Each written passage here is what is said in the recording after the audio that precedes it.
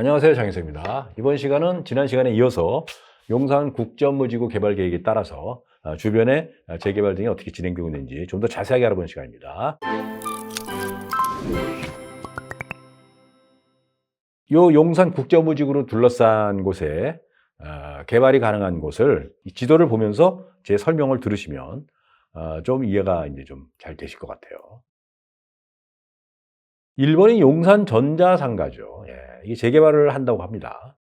2023년 6월에 정부가 용산 전자상가 정비 계획을 발표를 했습니다. 용산 국제업무지구와 전자상가의 연계 전략을 제시를 했죠.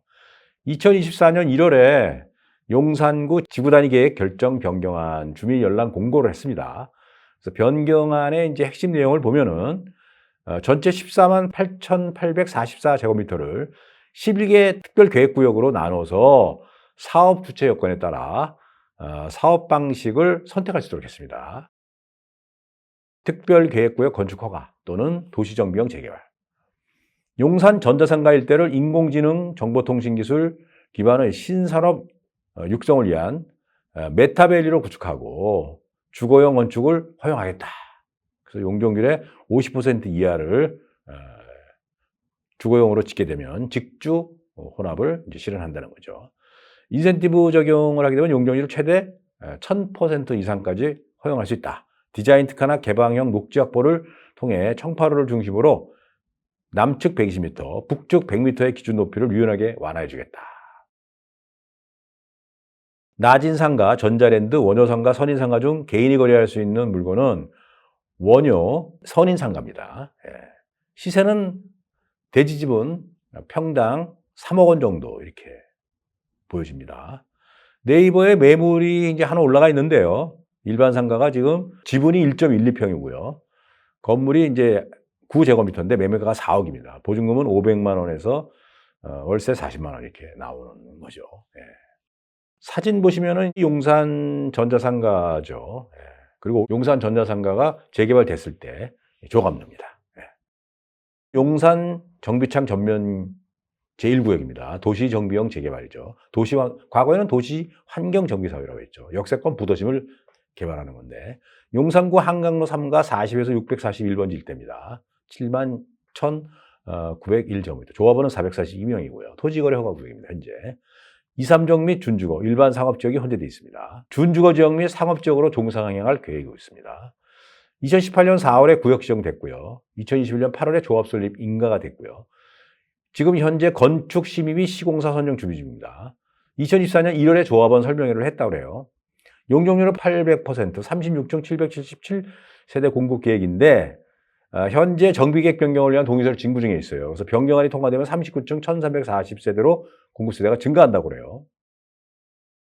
이 구역은 용산 에피소드라도 임대주택 334세대고요. 3구역은 기존 아파트 128세대를 업무 상업시설로 전환합니다. 매물이 지금 연립이 있는데 20억이고요. 단독이 43억입니다. 그 다음에 이제 오른쪽에 용산역 오른쪽에 보면 이제 신용산역 북쪽 2구역이 있고 신용산역 북쪽 1구역이 있는데 여기는 진행이 좀 더 빨라서 2구역은 지금 관리처분 계획 인가 중입니다. 시공사는 현대건설이고요. 33층 아파트 340세대를 계획하고 있습니다.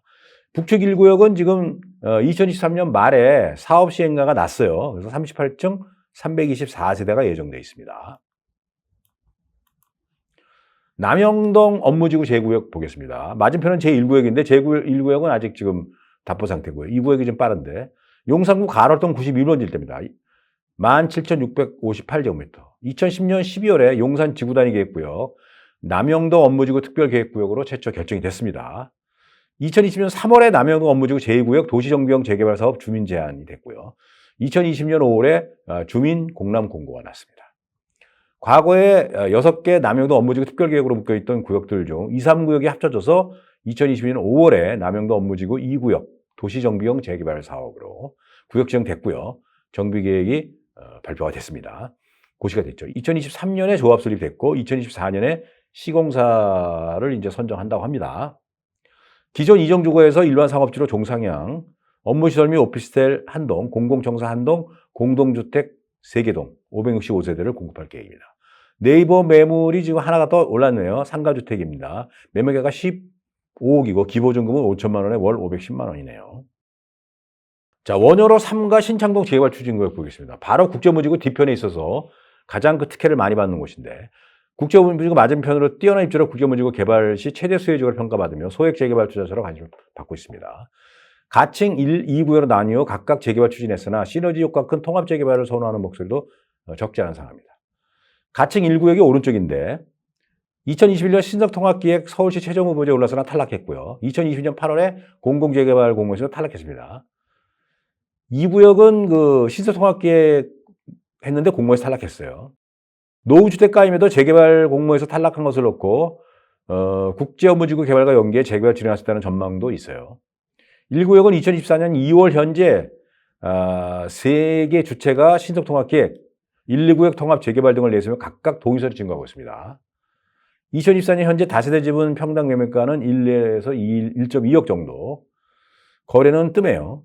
1구역 내 매물이 하나 있다 그러네요. 다세대 매매가가 6.5억입니다. 원룸에 다락방이 있는 거고 지분은 6.6평으로 제법 크네요. 자, 원효로 4가 모아타운 대상지가 있죠. 성심여고 바로 이제 옆인데 토지 등 소유자가 약 290명입니다. 2022년 10월에 모아타운 대상지로 선정됐어요. 3개구로 나뉘어 추진되고 1구역과 3구역은 동의율이 80% 넘었다고 합니다. 2구역도 80% 근처. 80%가 넘으면 이제 조합을 만들 수 있죠. 3구역은 2023년 12월에 조합 설립 위한 총회를 개최를 했다고 합니다. 인가가 나겠네요. 용도 지역이 완화가 되면 지상 25층 약 500세대 공급할 계획입니다. 2024년 중에 관리계획 승인을 목표로 하고 있습니다. 서울시 모아타운 추진지역 중에서는 뛰어난 입지로 주목받고 있고 인근의 산업아파트, 풍전아파트 재건축, 현대차 부지의 미래 모빌리티 연구소 개발 계획 등 호재가 다수 있습니다. 네이버의 매물이 빌라 매매가가 10억 5천이고요. 단독 매매가가 11억짜리가 올라와 있습니다. 자, 용문시장 역세권 활성화, 도시정비형 재개발 추진도 있네요. 용산구 용문동 25-1번지 일대. 용문 전통시장 이제 밑에 쪽이죠. 9,854제곱미터. 토지 등 소유자는 약 130명. 현재 2종 일반 주거지역을 근린상업지역으로 종상향을 추진하고 있습니다. 용적률은 600% 받고 지상 29층에 총 408세대를 공급하겠다. 기존의 가로주택 정비 사업으로 추진해 오던 지역입니다. 여기는. 근데 2023년 이후에 도시정비형 재개발로 전환했어요. 2023년 12월에 주민설명회를 했는데 추진위 측은 동의서 약 50% 진구했다고 강조합니다. 네이버상의 매물은 없습니다. 효창공원 압력 3080 플러스 도심공동주택 복합사업 후보지가 있습니다. 더블 역세권이죠. 2022년 1월에 도심공동주택 복합사업 후보지로 선정이 됐습니다. 2021년 2.4 대책에 의거한 거죠. 용문동 원효로 2가 일대 78,000제곱미터. 2,483세대 규모의 공급 계획입니다. 권리산정 기준은 2021년 6월 29일 이후 매수자는 현금 청산되기 때문에 지금 거래가 전혀 안 되고 있습니다. 2013년 정비예정으로 지정됐다가 해제된 것이고요. 2016년에 역세권 사업을 추진했다가 또 실패했고, 그래서 장기간에 그 개발이 정체됐던 것입니다. 용적률 최대 700% 주거 상업 고밀지구로 개발하겠다 그럽니다. 후보지 선정 후 서울시내 3080 플러스 재개발 반대하는 여타 후보지들과 연대해서 반대 시에 동참하는 등 갈등이 있습니다. 최근 2024년 2월 신서통합기획 추진하는 세력도 활동을 또 시작했다고 그러네요. 야, 여기는 언제쯤 개발될지. 개발하겠다는 데는 많은데 잘 진행은 안 되고. 평지 지형의 역세권 입지고요. 신축, 구축이 혼재되어 있는 곳입니다. 네이버의 매물이 하나가 있네요. 빌라가 지금 지분이 22.4제곱미터인데 6억 7천 정도 합니다. 왼쪽이 용문시장이고요. 오른쪽은 효창공원 압력 3080 도심공동주택 복합사업 후보지입니다. 자, 원효로 1가 도시정비형 재개발 볼까요? 원효로 1가 82-1번지 일대 94,115제곱미터입니다. 2020 공공재개발 공모 탈락한 뒤에 역세권 재개발 추진했습니다. 2022년 5월에 정비구역 지정 및 정비계획 수립을 위해 주민 공람을 공고를 했어요. 그런데 아직 구역 지정은 안 되고 있습니다. 현재까지. 2종 3종이 대부분 준주거지역으로 종상향됐고요. 전체 사업지의 88% 이상에서 용적률은 완화가 됩니다. 용적률은 479.7%, 최고 38층 3,316세대를 공급할 계획입니다. 조합원과 일반 분양물이 1,906세대고 임대는 1,410세대입니다. 1호선 남영역, 6호선 경의중앙선, 효창공원 압력 역세권입니다. 네이버의 매물이 빌라가 지금 지분이 21.4제곱미터가 8억 정도가 있고요. 그 다음에 대지가 33제곱미터짜리 단독이 매매가 13억이 올라와 있네요. 그 맞은편이죠. 효창공원 압력 도시정경 재개발도 있습니다. 효창동 5-307번지 일대 9332제곱미터. 이 중 기존 1, 2, 3종에서 종상향 해준 준주거 지역이 69,747제곱미터. 전체 면적의 약 77%를 차지합니다. 2021년 6월 동의서를 진구하기 시작해서요. 2021년 12월에 서울시 사전타당성 조사를 통과했죠. 예. 이 재개발을 이제 하려고 그러면 서울시에, 구청에서 서울시에다가 여기 지금 재개발할 수 있느냐 하고 물어보는 걸 사전타당성이라는데, 사전타당성 조사가 통과가 돼야지 비로소 본격적으로 시작이 되는 겁니다. 그래서 사전타당성 조사를 아직 안 했다 그러면 아직 굉장히 많이 남은 거예요. 자, 2022년 6월에 정비계획안을 여기도 공람을 했어요. 예. 구역지정 해주겠다고. 근데 아직까지 구역지정은 안 되고 있습니다.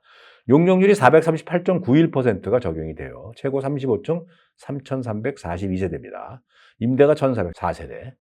네이버의 매물이 지분 11.5제곱미터짜리 빌라가 6억이 있고요. 지분 20.3은 7억 1천 정도에 올라와 있습니다. 자, 여러분들 이에 걸쳐서 용산국제업무지구 개발 계획에 따라서 그 주변 일대가 이제 관심을 갖고 있는데, 그중에서 투자를 할 만한 그 용산국제업무지구 주변을 중심으로 제가 설명을 드렸습니다. 그래서 여러분들 한번 이제 어차피 이제 용산국제업무지구는 이제 진행이 확실하게 되는 거기 때문에 부동산 시장이 다소 좀 침체 상태는 있어도 이렇게 비싼 땅은 언젠가 또 재값을 하잖아요. 그래서 여러분들 한번 관심을 갖고 쭉 한번 연구하시고 잘 진행하셔가지고 좋은 성과 있기를 바라고요. 요 관계에 대해서 이제 궁금하시거나 또 매물에 관심이 있으신 분들은 뭐 저희 착한 부동산 투자연구소는 항상 여러분들을 위해서 문이 열려 있으니까 언제든 연락 주시면 제가 성의성의껏 잘 진행할 수 있도록 도와드리겠습니다. 네, 여러분 감사합니다.